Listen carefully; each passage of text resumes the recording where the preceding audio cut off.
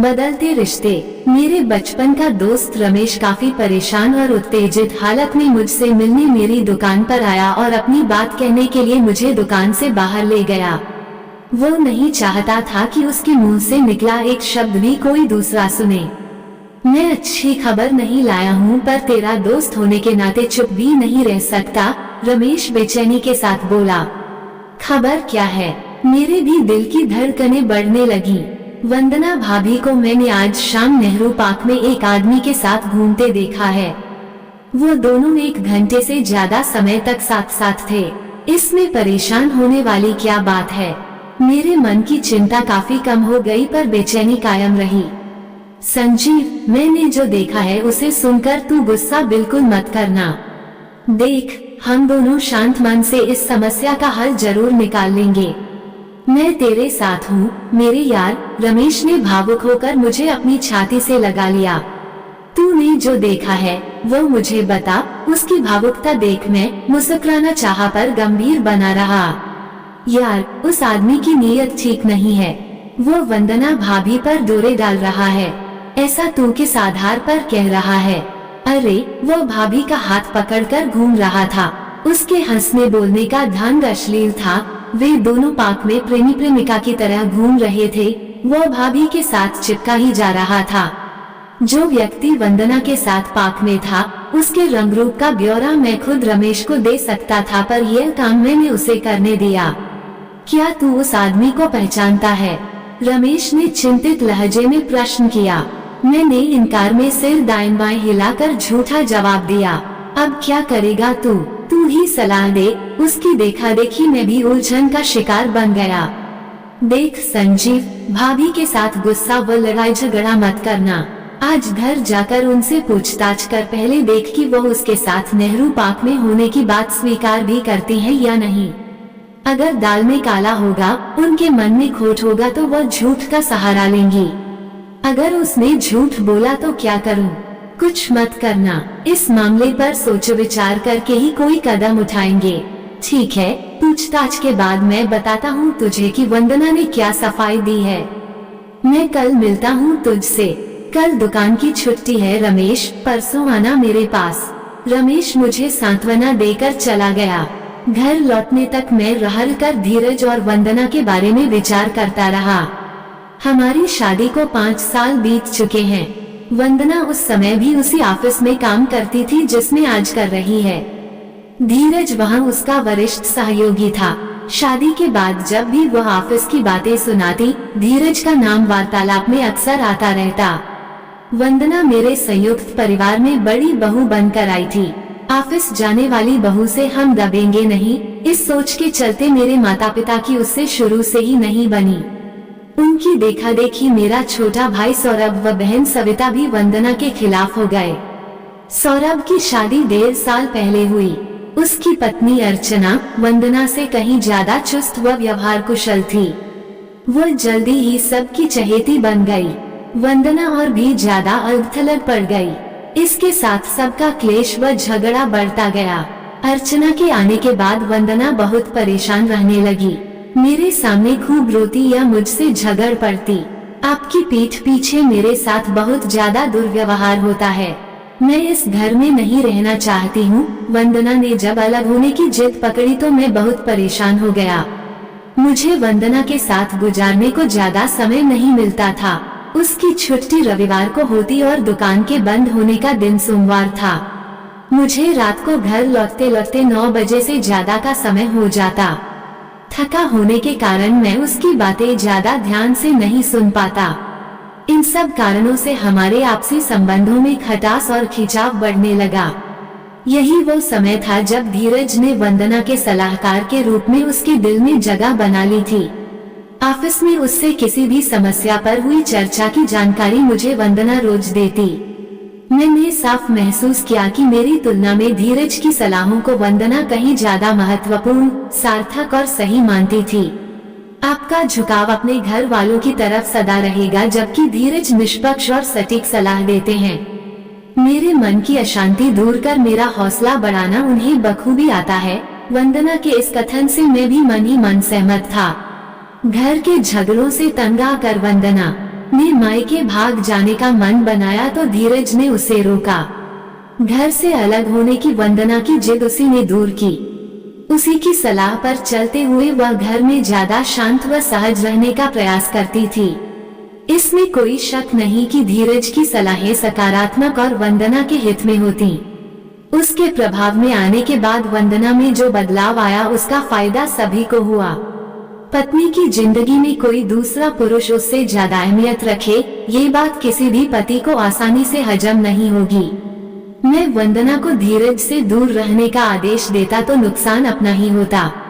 दूसरी तरफ दोनों के बीच बढ़ती घनिष्ठता का एहसास मुझे वंदना की बातों से होता रहता था और मेरे मन की बेचैनी व जलन बढ़ जाती थी।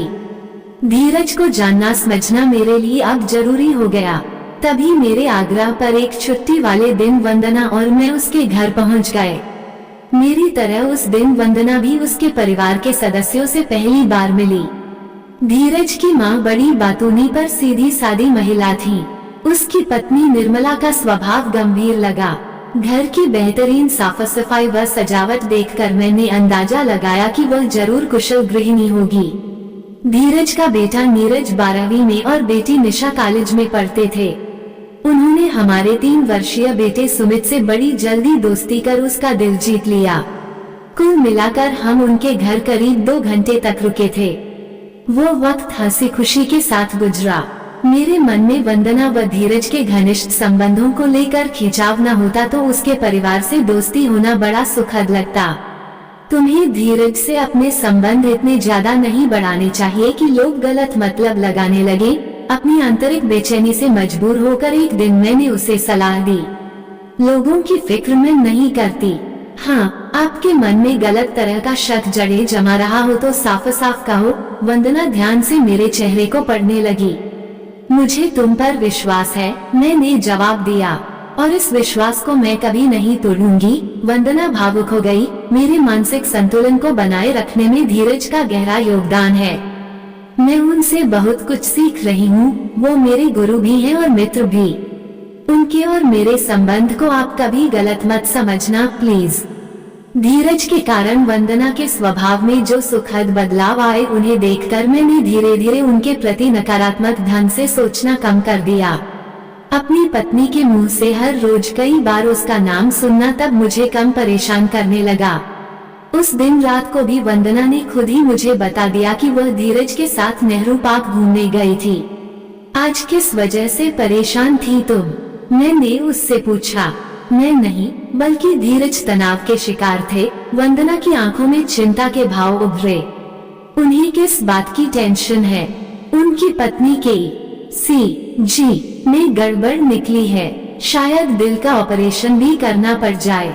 अभी दोनों बच्चे छोटे हैं, फिर उनकी आर्थिक स्थिति भी मजबूत नहीं है। इन्हीं सब बातों के कारण वह चिंतित और परेशान थे। कुछ देर तक खामोश रहने के बाद वंदना ने मेरा हाथ अपने हाथों में लिया और भावुक लहजे में बोली, जो काम धीरज हमेशा मेरे साथ करते हैं वो आज मैंने किया। मुझसे बातें करके उनके मन का बोझ हल्का हुआ। मैं एक और वादा उनसे कराई हूँ। कैसा वादा? यही कि इस कठिन समय में मैं उनकी आर्थिक सहायता भी करूँगी। मुझे विश्वास है कि आप मेरा वादा झूठा नहीं पड़ने देंगे। हमारे विवाहित जीवन की सुख शांति बनाए रखने में उनका बड़ा योगदान है। अगर उन्हें 10-20 हजार रुपए देने पड़े तो आप पीछे नहीं हटेंगे ना? वंदना के मनोभावों की कद्र करते हुए मैंने सहज भाव से मुस्कुराते हुए जवाब दिया, अपने गुरुजी के मामलों में तुम्हारा फैसला ही मेरा फैसला है। वंदना, मैं हर कदम पर तुम्हारे साथ हूँ। हमारा एक दूसरे पर विश्वास कभी डगमगाना नहीं चाहिए। अपनी आंखों में कृतज्ञता के भाव पैदा करके वंदना ने मुझे धन्यवाद दिया। मैंने हाथ फैलाए तो वह फौरन मेरी छाती से आ लगी। इस समय वंदना को मैंने अपने हृदय के बहुत करीब महसूस किया। धीरज और उसके दोस्ताना संबंध को लेकर मैं रत्ती भर भी परेशान न था। सच तो ये था कि मैं खुद धीरज को अपने दिल के काफी करीब महसूस कर रहा था। धीरज को अपना पारिवारिक मित्र बनाने का मन में बना चुका था। 2 दिन बाद रमेश परेशान व उत्तेजित अवस्था में मुझसे मिलने पहुंचा। वक्त की नजाकत को महसूस करते हुए मैंने भी गंभीरता का मुखौटा लगा लिया। क्या वंदना भाभी ने उस व्यक्ति के साथ नेहरू पार्क में घूमने जाने की बात तुम्हें खुद बताई? संजीव, रमेश ने मेरे पास बैठते ही धीमी पर आवेश भरी आवाज में प्रश्न पूछा। हाँ, मैंने सिर हिलाया। अच्छा, वो हैरान हो उठा। कौन है वह? उनका नाम धीरज है और वो वंदना के साथ काम करते हैं। उसके साथ घूमने जाने का कारण भाभी ने क्या बताया? किसी मामले में वो परेशान थे, वंदना से सलाह लेना चाहते थे। उससे बातें करके मन का बोझ हल्का कर लिया उन्होंने। मैंने सत्य को ही अपने जवाब का आधार बनाया। मुझे तो वह परेशान या दुखी नहीं बल्कि एक चालू इंसान लगा है। रमेश भड़क उठा। उसने भाभी का कई बार हाथ पकड़ा, कंधे पर हाथ रखकर बातें कर रहा था। मैं यकीन के साथ कह सकता हूँ कि भाभी को लेकर उसकी नीयत खराब है। मेरे भाई, तेरा अंदाजा गलत है। वंदना धीरज को अपना शुभचिंतक व अच्छा मित्र मानती है। मैंने उसे प्यार से समझाया। मित्र? पराये पुरुष के साथ शादीशुदा औरत की मित्रता कैसे हो सकती है? उसने आवेश भरे लहजे में प्रश्न पूछा। एक बात का जवाब देगा? पूछ। हम दोस्तों में सबसे पहले विकास की शादी हुई थी। अनिता भाभी के हम सब लाडले देवर थे। उनका हाथ हमने अनेक बार पकड़कर उनसे अपने दिल की बातें कही होंगी। क्या तब हमारे संबंधों को तुमने अश्लील व गलत समझा था? नहीं, क्योंकि हम एक दूसरे के विश्वसनीय थे। हमारे मन में कोई खोट नहीं था, रमेश ने जवाब दिया। इसका मतलब कि स्त्री पुरुष के संबंध को गलत करार देने के लिए हाथ पकड़ना महत्वपूर्ण नहीं है, मन में खोट होना जरूरी है। हाँ, और तू इस धीरज, पहले तू मेरी बात पूरी सुन। मैंने उसे टोका। अगर मैं और तुम हाथ पकड़ कर घूमे या वंदना तेरी पत्नी के साथ हाथ पकड़ कर घूमे, फिल्म देख आए, रेस्तरां में कॉफी पी ले, तो क्या हमारे और उनके संबंध गलत कहलाएंगे? नहीं, पर पहले मुझे अपनी बात पूरी करने दे। हमारे या हमारी पत्नियों के बीच दोस्ती का संबंध ही तो है। देख, पहले की बात जुदा थी। तब स्त्रियों का पुरुषों के साथ उठना बैठना नहीं होता था। आज की नारी ऑफिस जाती है, बाहर के सब काम करती है। इस कारण उसकी जान पहचान के पुरुषों का दायरा काफी बड़ा हुआ है। इन पुरुषों में से क्या कोई उसका अच्छा मित्र नहीं बन सकता? हमें दूसरों की नकल नहीं करनी है। संजीव, मेरे मुकाबले अब रमेश कहीं ज्यादा शांत नजर आने लगा। हम ऐसे बीज बोने की इजाजत क्यों दे जिसके कारण कल को कड़वे फल आएं? मेरे यार, तू भी अगर शांत मन से सोचेगा तो पाएगा कि मामला कतई गंभीर नहीं है। पुरानी धारणाओं व मान्यताओं को एक तरफ कर नए ढंग से और बदल रहे समय को ध्यान में रखकर सोचो विचार कर मेरे भाई। मैंने रमेश का हाथ दोस्ताना अंदाज में अपने हाथों में ले लिया।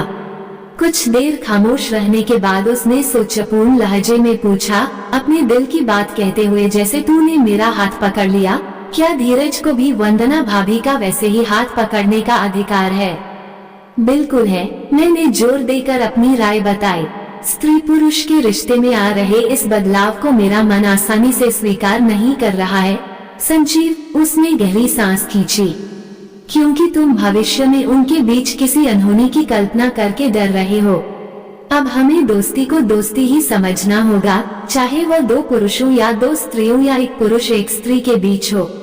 रिश्तों के बदलते स्वरूप को समझकर हमें स्त्री पुरुष के संबंध को लेकर अनैतिकता की परिभाषा बदलनी होगी।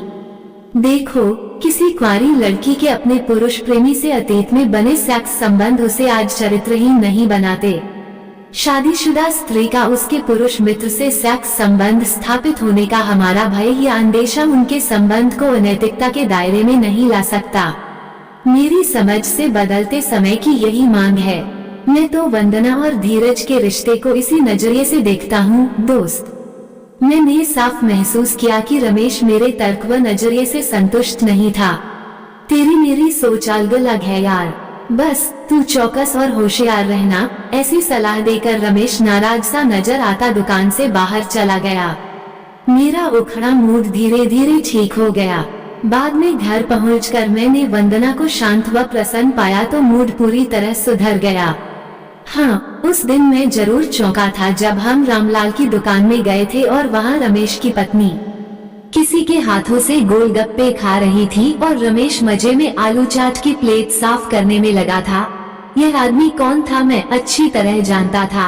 वो रमेश के मकान में ऊपर चौथी मंजिल पर रहता है और दोनों परिवारों में खासी पहचान है।